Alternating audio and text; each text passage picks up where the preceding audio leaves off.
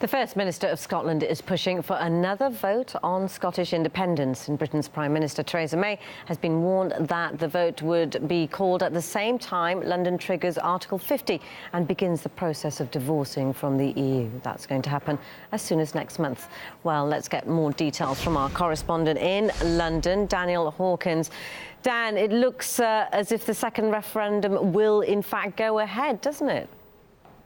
Well, Nadira, as the prospect of Brexit officially looms ever closer, it seems so does the prospect of a second independence referendum. To vote or not to vote, that is the question, or as put more eloquently by a UK spokesman, the question is not whether there could be a second referendum, it's whether there should be one. And according to them, the clear answer to that is no. Apparently, the threat of one is creating unnecessary uncertainty and division.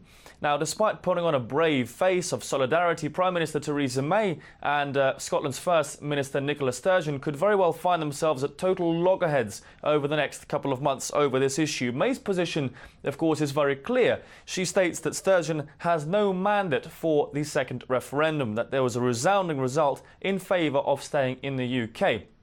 Now, while Nicola Sturgeon may accept that, her position, of course, is a bit different. She believes that her country can have its own say on the Brexit decisions. She said that Scotland was told repeatedly it was an equal partner in the UK, and it's now time to demonstrate that it does count.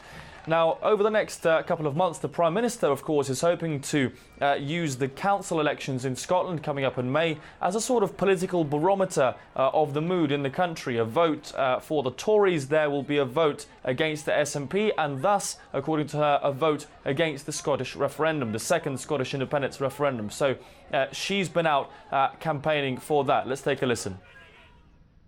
Voters across Scotland will have the chance to send a clear message to the Scottish National Party that they don't want a second independence referendum. Now, 2 years ago, of course, Scotland did vote to stay in the UK. A record turnout, 55.3% voted for staying in the UK, with only 44.7% favouring going it alone. But since then, of course, there's been another result, the Brexit referendum. Scotland vote was different to that of England. 62% favoured staying within the EU.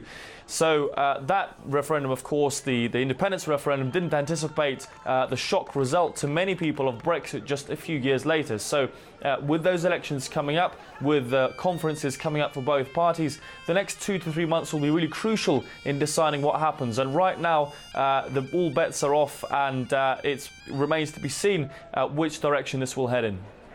Yeah, Dan, it certainly will be interesting to see if the second referendum does go ahead. Dan Hawkins there in London.